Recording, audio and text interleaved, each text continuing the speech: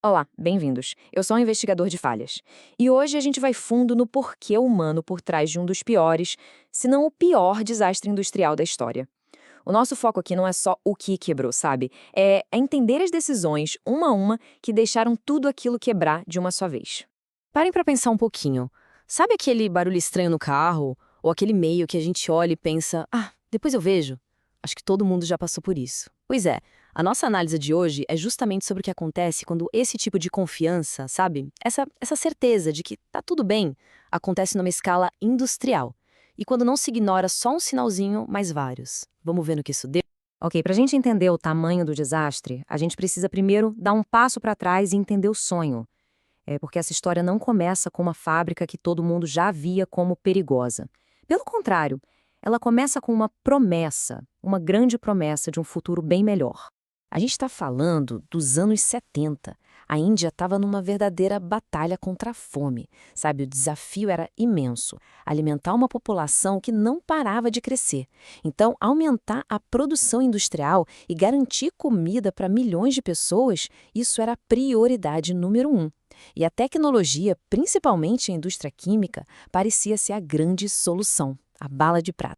E aí que entra a fábrica da Ocil. Ninguém olhava para ela como uma ameaça. Longe disso. Era um farol de modernidade, um símbolo de progresso. Pensa bem, significava empregos, tecnologia de ponta chegando no país e, o mais importante, a esperança de que a Índia finalmente seria autossuficiente na produção de alimentos.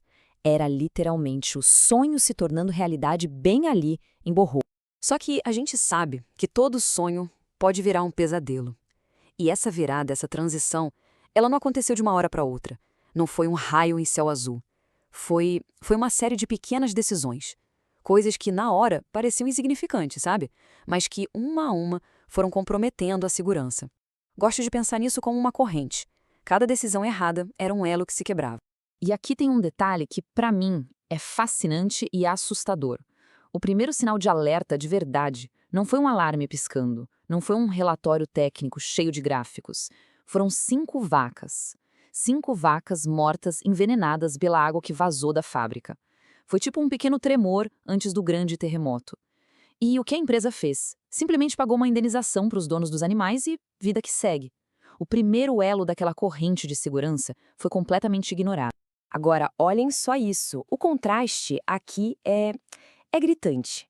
A fábrica de Bhopal era, na prática, uma versão de baixo custo da sua irmã americana. A tubulação era de um material mais barato, a equipe tinha menos treinamento, os sistemas de segurança eram manuais, não computadorizados. Ficou muito claro que o investimento em segurança na Índia não chegava nem perto do que era feito nos Estados Unidos. E com isso, mais um elo da corrente se partiu. E é aqui, pessoal, que a corrente simplesmente se desfaz. Não foi um sistema que falhou. Foram vários. Todos. E o ponto central, o que a gente precisa entender, é que cada uma dessas falhas foi resultado de uma escolha. Uma decisão consciente. Desligaram a refrigeração para economizar dinheiro. Deixaram o lavador de gás e a torre de queima fora de serviço. Um por um, os sistemas de segurança, os elos da corrente, foram sendo enfraquecidos de propósito. E essa parte é fundamental. Não dá para dizer que eles não sabiam. Os riscos eram conhecidos, e bem conhecidos. Uma auditoria interna feita 2 anos antes do desastre já tinha listado mais de 60 problemas de segurança. Estava tudo no papel.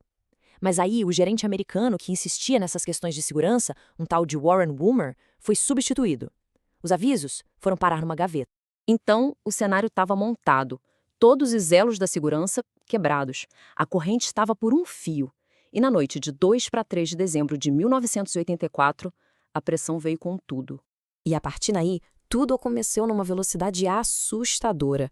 O que começou com um pequeno vazamento num tanque, aquele mesmo que estava sem refrigeração, virou uma reação em cadeia incontrolável.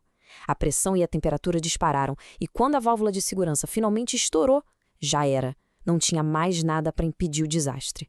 Lembre daqueles sistemas de contenção que a gente viu? Todos, um por um, estavam desativados. E o que estava vazando dali não era uma fumaça qualquer. Era isocianato de metila, ou MIC. É um veneno extremamente potente.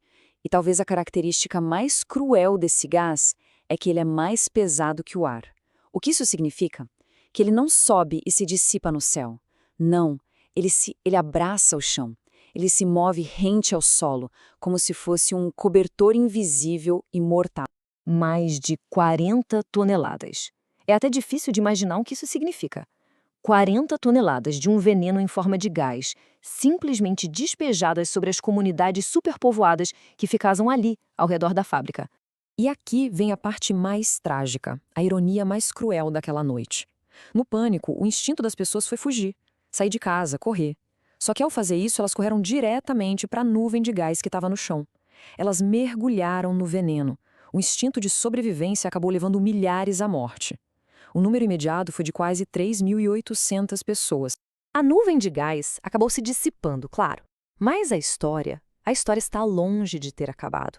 O que as pesquisas mais recentes estão descobrindo, décadas depois, talvez seja a parte mais chocante de tudo isso, porque mostra que os efeitos desse desastre atravessaram gerações. Essa pergunta é a chave. O desastre aconteceu em uma única noite, mas quando é que ele terminou de verdade? Uma pesquisa bem recente e surpreendente do Instituto Nacional de Saúde dos Estados Unidos nos dá uma pista. E a resposta é que, bem, ele ainda não terminou. Os ecos daquela noite ressoam até hoje. A primeira pista de que a área afetada era muito, mas muito maior do que se imaginava, veio de um dado que ninguém esperava. Eles notaram uma mudança na proporção de meninos e meninas nascidos em 1985, numa área de até 100 quilômetros de distância da fábrica. Isso era um sinal claro de que o impacto foi gigantesco e, por muito tempo, invisível. E se preparem para este número. É impressionante. Homens que na época do desastre estavam na barriga das suas mães, numa área de até 100 quilômetros da fábrica, hoje eles têm um risco de desenvolver câncer 27 vezes maior do que outros grupos. 27 vezes. Este gráfico aqui resume o custo devastador para uma geração inteira que nem tinha nascido ainda. Anos a menos de educação, uma taxa maior de incapacidade para o trabalho e, como a gente viu, um risco de câncer que é absurdo. É um legado de desvantagem que essas pessoas carregam pela vida inteira. Então, no final dessa investigação, quando a gente olha para tudo isso, o que a gente vê? Bhopal não foi um acidente, um raio em céu azul. Foi o resultado inevitável de uma cultura de segurança que estava completamente quebrada. E isso reflete lições que valem para qualquer lugar, sobre como organizações e como nós, pessoas, podemos falhar. Então, a gente chega no ponto crucial. A causa raiz de Bhopal não foi uma peça que quebrou. Foi o que os especialistas chamam de normalização do desvio. É quando fazer a coisa errada vira um procedimento padrão, vira um normal. Foi a pressão econômica que sempre colocou o corte de custos na frente da segurança. E foi também essa visão microscópica, sabe? Onde cada engenheiro, cada gerente, estava tão focado na sua tarefinha que ninguém mais conseguia ver o quadro geral, que o sistema inteiro estava prestes a explodir. No fim das contas, a lógica por trás das decisões é uma coisa que a gente até reconhece. É como adiar a revisão do carro porque, ele parece bem. Só que no caso deles, era ignorar a luz do motor acesa, os freios já gastos e os pneus carecas, tudo ao mesmo tempo. A diferença é que o carro, nesse caso, era uma bomba relógio química. E é com essa pergunta que eu quero terminar. Quantas correntes de segurança quebradas existem por aí ao nosso redor? No nosso trabalho, nas nossas cidades, só esperando uma noite de pressão para arrebentar? O caso de Bhopal nos força a olhar para isso. Onde é que a gente está normalizando o desvio? Onde é que a gente está ignorando um sinal de alerta por pura conveniência? A grande lição de Bhopal, no fim, não é sobre química, é sobre pessoas, é sobre nós. E é uma lição que a gente simplesmente não pode se dar ao luxo de esquecer.